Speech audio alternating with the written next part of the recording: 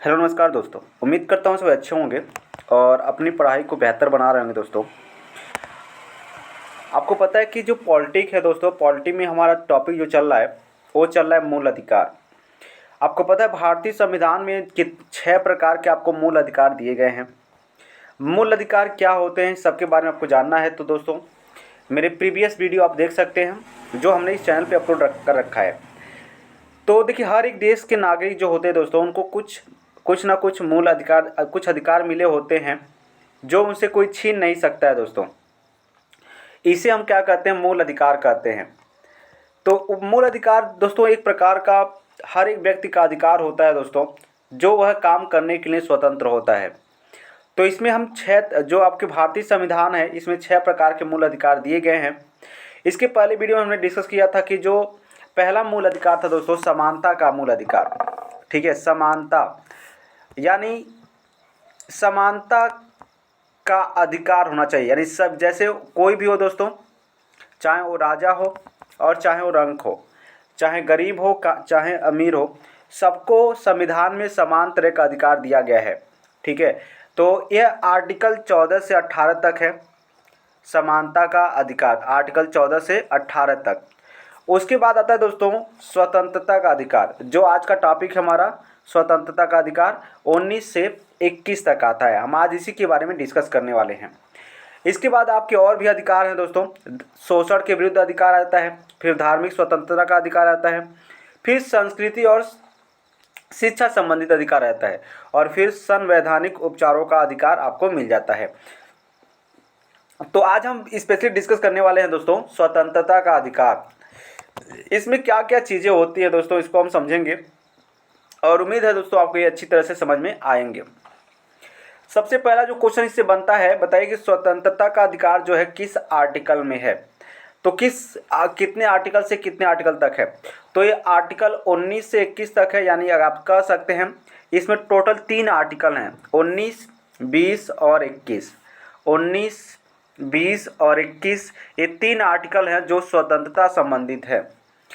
दोस्तों आर्टिकल 19 के बारे में कुछ शब्द कहे गए हैं। जैसे आर्टिकल 19 के बारे में कहा गया दोस्तों कि जो आर्टिकल 19 है वह संविधान का रीढ़ की हड्डी है। यानी आर्टिकल 19 को देखिए, डॉक्टर भीमराव अम्बेडकर ने दोस्तों आर्टिकल 32 को कहा है कि यह जो संविधान की क्या है, आत्मा है। ठीक है दोस्तों, क्या है, संविधान का जो है आत्मा है, एक कहा गया है। किसने कहा था, डॉक्टर भीमराव अम्बेडकर को कहा था आर्टिकल 32 को, जो है संवैधानिक उपचारों का अधिकार।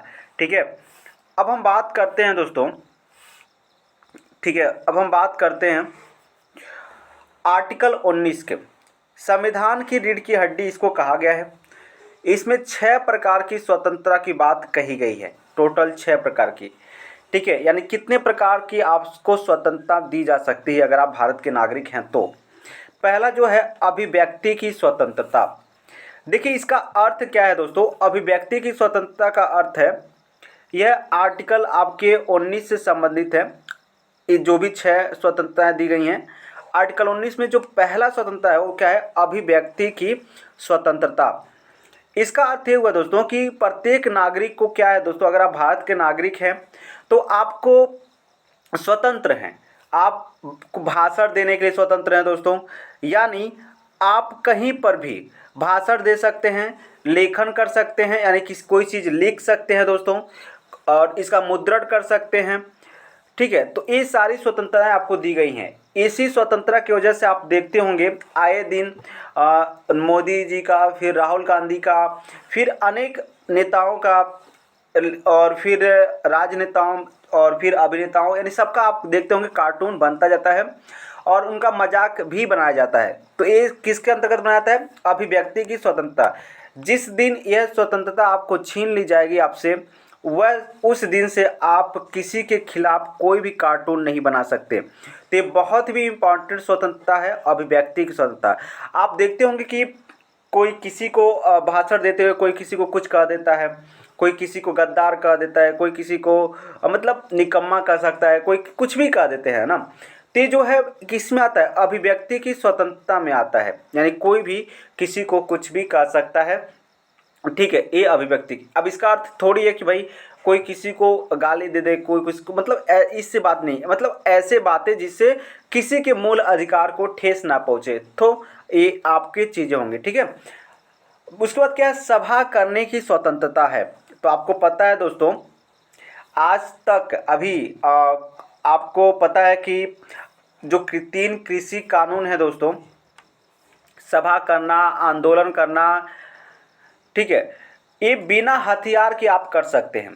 तो आपको पता है अभी ही हाल ही में कृषि जो बिल था दोस्तों, 3 कृषि बिल थे, उसको प्रधानमंत्री जी ने वापस करने का निर्णय लिया है, लेकिन अभी वापस नहीं हुआ दोस्तों, अभी संसद में बाकायदा उसको वापस किया जाएगा।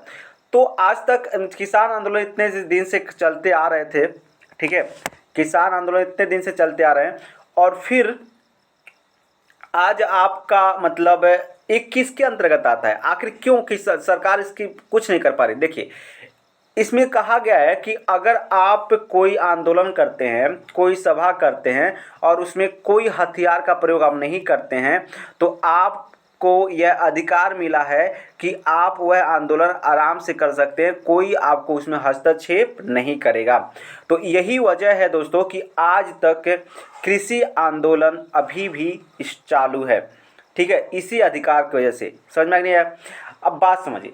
उसके बाद क्या है दोस्तों, तीसरा जो कहता है संगठन बनाने की स्वतंत्रता।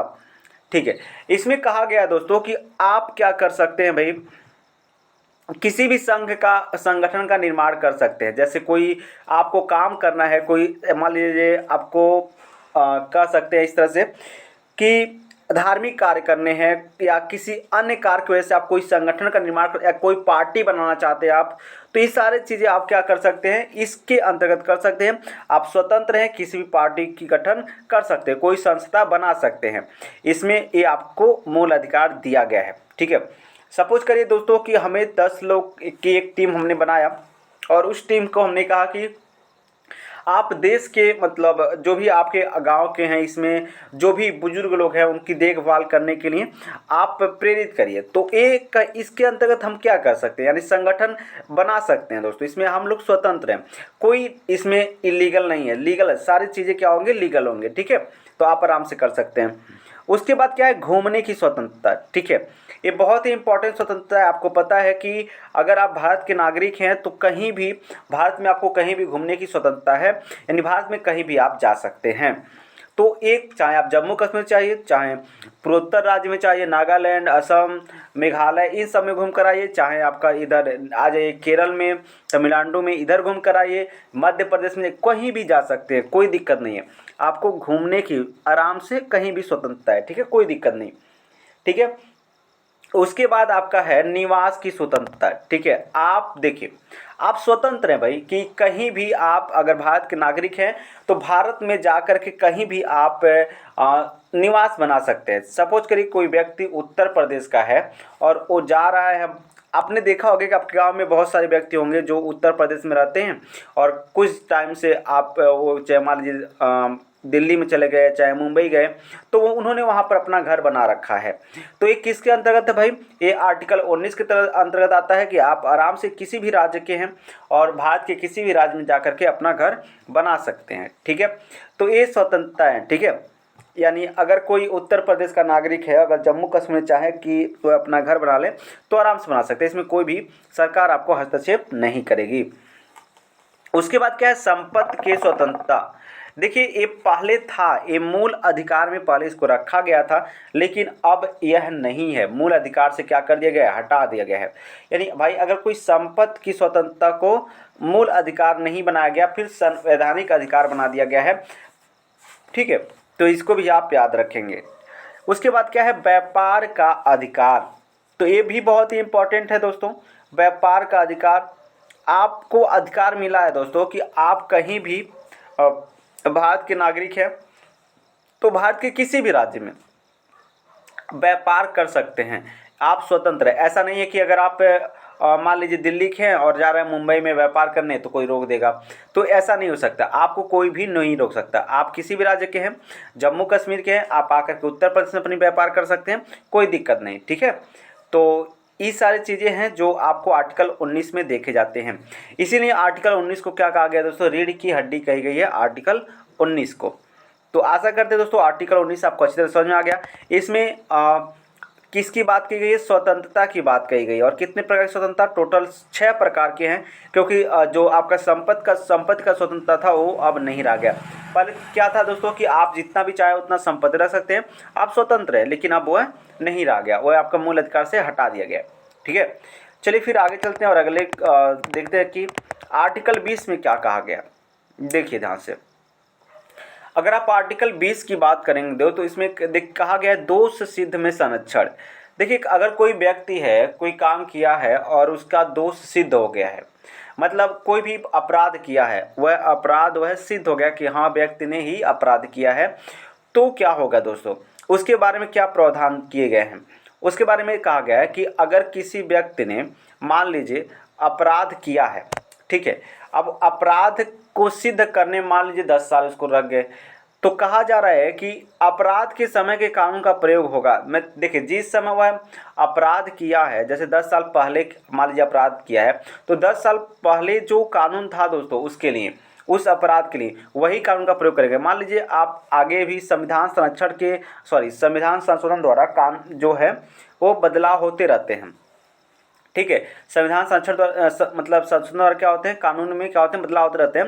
लेकिन इसमें कहा गया कि अगर व्यक्ति ने जिस समय अपराध किया है उसी समय का कानून लागू होगा, भले ही कानून बदल गए हों, लेकिन वह व्यक्ति को उसी समय के कानून के हिसाब से सजा दी जाएगी। ठीक है, ऐसा कहा गया।